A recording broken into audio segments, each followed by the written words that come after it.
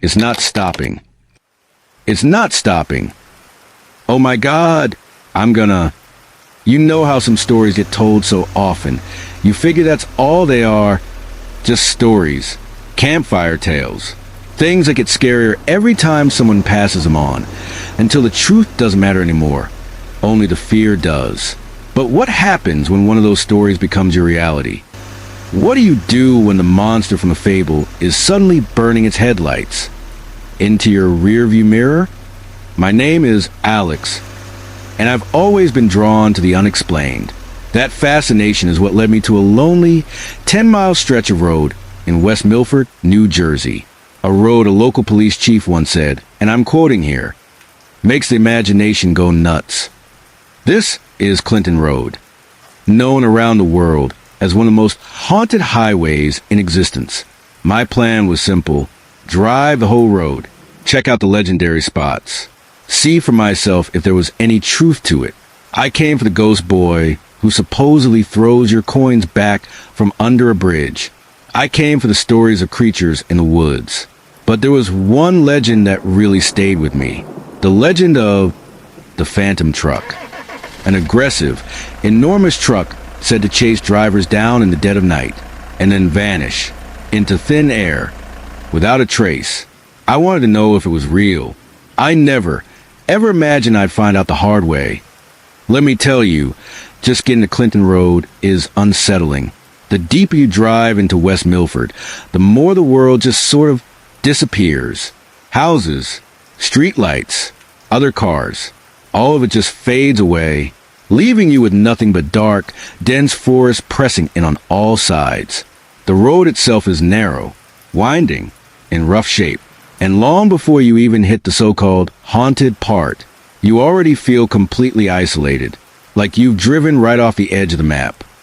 As I turned off Route 23, a knot started forming in my stomach. It was just after midnight. The air felt heavy, like the night had weight to it, and the trees overhead, they were so thick, they completely blocked out the moon. Just pitch, black, darkness. Now, I'd done my homework. I knew the stories. For decades, people have reported phantom headlights appearing from nowhere, tailgating drivers aggressively, then vanishing completely. There are tales of a ghostly black Camaro, spectral park rangers, things in the woods that don't move like animals. But this road's reputation isn't only built on legends, it's also built on real evil. Clinton Road is where mob hitman Richard the Iceman Kuklinski, one of the most prolific killers in American history, left one of his victims back in 1983. Knowing that real monsters walk these exact woods, it makes the supernatural stories feel a lot more possible. I was nervous, I'll admit it, but I was determined. My cameras were rolling, and I told myself I was ready. My first stop was Ghost Boy Bridge. Tucked near a sharp bend locals call Dead Man's Curve. The legend goes, toss a coin over the side, and the ghost of the little boy who drowned in the creek will throw it back to you. I pulled over, gravel crunching under my tires, and the moment I stepped out of the car, the silence hit me like something physical. Not peaceful silence, wrong silence. The kind where you realize nothing is moving. No insects, no wind, no animals. Like the whole forest was holding its breath. I walked to the middle of the bridge, my flashlight cutting a thin path through the dark. I pointed it down at the creek, and I saw them, hundreds of coins, glinting on the creek bed. Every single person who'd come before me, testing, waiting. I pulled a quarter from my pocket, and I know this sounds strange, but it felt ceremonial, like I was about to cross a line. "Okay, kid," I said into the empty air. "You out there? Catch." The coin made a faint splash, and then the dark just swallowed it. I waited.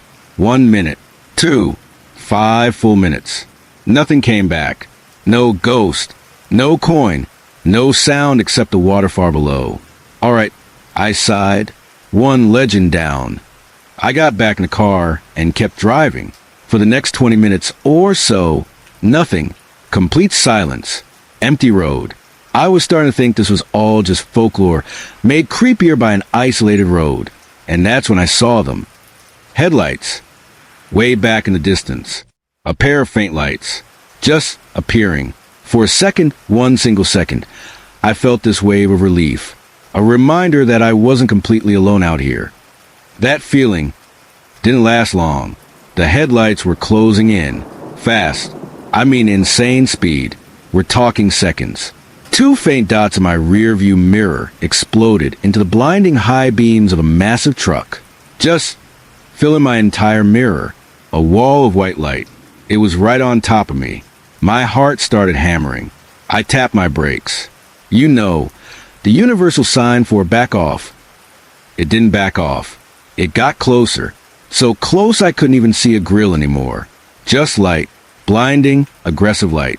This wasn't an impatient driver. This felt intentional. Predatory. I floored it. 50, 60 miles an hour.